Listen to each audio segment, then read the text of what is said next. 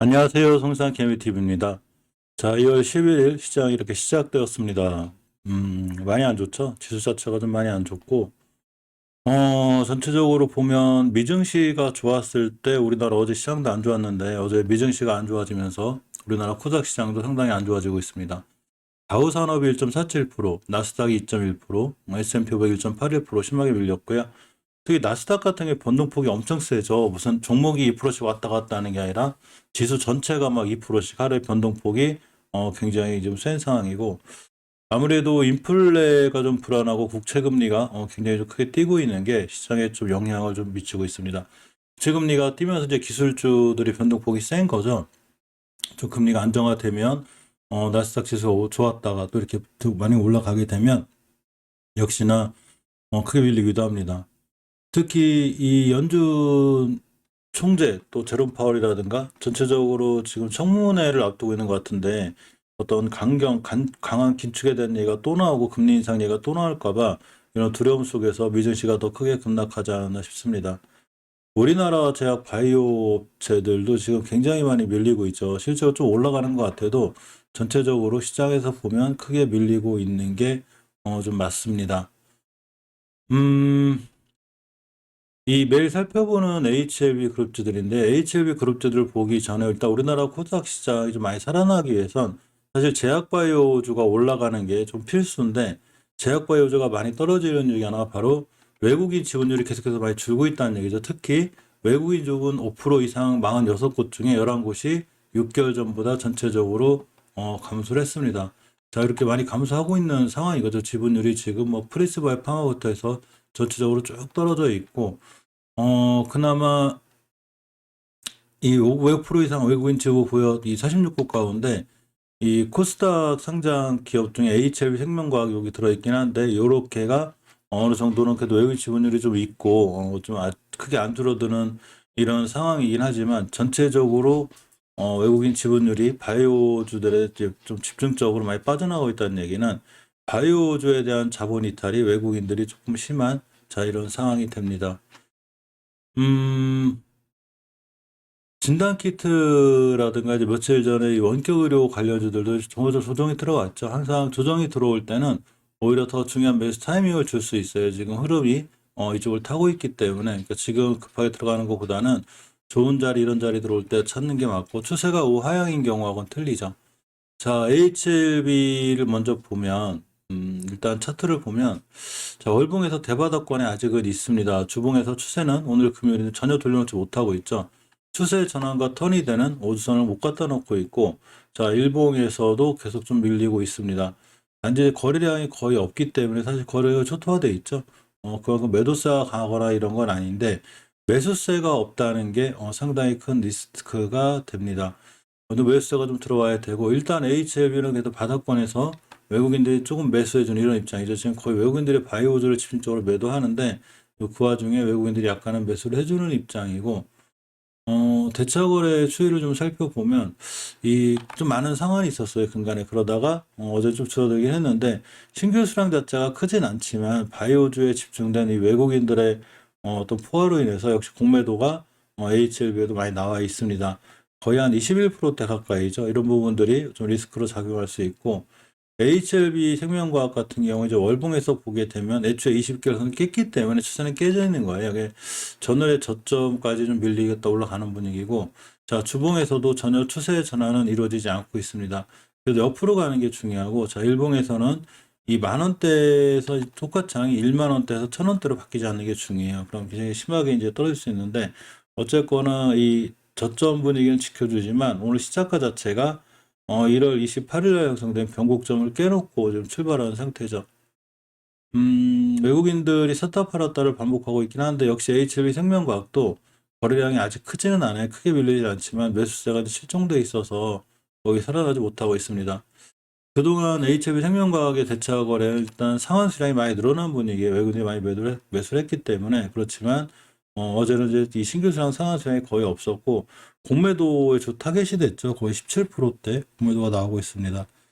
대단한 것 같아요. 외국인도 공매도 하는 거 보면. 근데 딱히 어떤 이 HLB나 HL 생명과학이 너무 안 좋고 뭐 이래서 그렇다기보다는 실질적으로 보게 되면 바이오주에 대한 집중적인 공매도 중에 아무래도 이 HLB 생명과학도 포함되어 있는 이런 상황이 되는 것 같습니다. 넥스사이언스의 주가 불안불안하죠. 지금 오늘 3%대 밀리고 있는데 아마 제 영상 보시는 분들이나 나노제 HLB 영상 찍으신 분들 또 많은 분들이 알다시피 나노젠 나노코박스에 대한 기대감으로 크게 올랐어요. 근데 지금은 뭐 전 세계적으로도 지금 위드 코로나로 가고 있고 뭐 검사 자체도 안 하려고 하고 이러다 보니까 나노젠 백신이 나와도 어쨌거나 주가에 한두 번 출렁일 수는 있어도 그 효과가 없나 싶지 않을 정도로 이렇게 크게 밀리고 있습니다. 넥사이언스 현대주죠.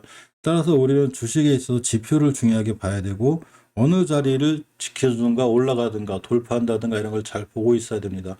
엄연히 추세가 하향이죠. 넥스사이언스도 240선 밑에를 최초에 깼기 때문에 심하면 꽤 크게 밀릴 수 있으니까 넥스사이언스를 반드시 조심스럽게 대응해야 될 필요가 있습니다.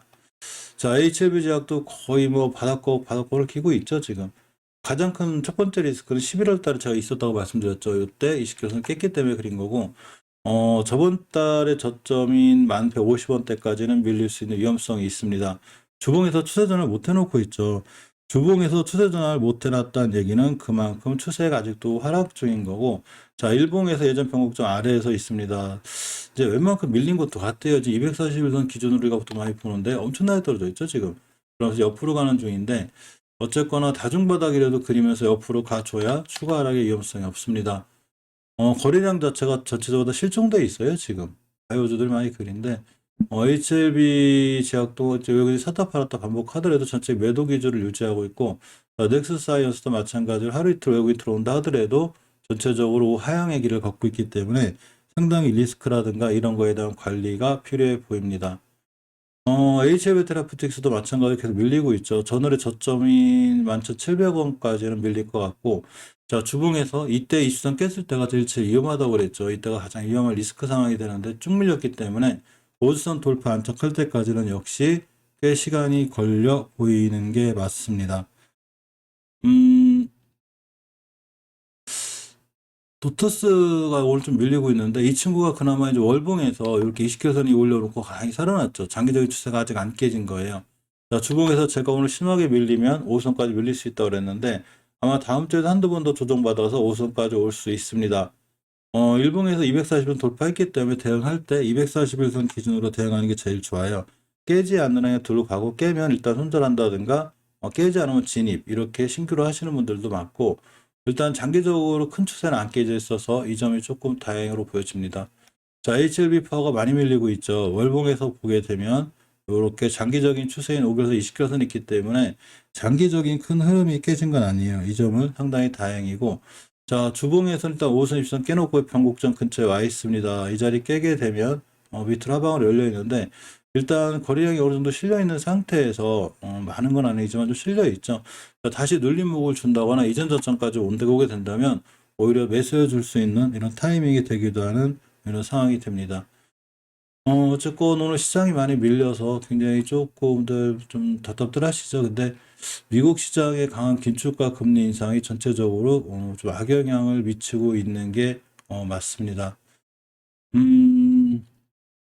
진단키트나 이런 의료기기 관련주 이런 친구들이 지금 이제 눌림목 졌다 돌아나간 친구들이 좀 있는데 저번 영상에서 좀 말씀드렸듯이 제가 항상 눌림목 줄 때가 제일 좋아요. 의료기기 관련주가 한번 급등을 했죠. 그러면서 이렇게 세움메디칼이라든가 그 시우메디칼 상한가 갔던 친구니까 필바스 헬스케어처럼 크게 올랐다가 조정 줄 때는 조정 주고 다음에 올라갈 때 이렇게 한번 대량 거래가 앞에서 크게 들어왔던 종목들이기 때문에 반드시 시장에 다시 한번 관심을 받을 수 있는 확률이 좀 있습니다. 물론 지금 전체적으로 이제 진단키트 같은 종목들은 좀 반등해 준다 하더라도 이 진단키트 관련주들은 좀 보수적으로 시각을 갖고 있어야 되는 게 아주 예전에 코로나 발발하면서 벌써 이런 이슈로다가 많이 올라가기도 했고 또 하나가 이제 위드 코로나로 가면서 이제 세계적으로 검사도 안 할 정도로 점점 이런 분위기로 가기 때문에 월봉에서 이 높은 종목들 위주로 매수하는 것보다는 조금 월봉에서 낮은 종목들 위주로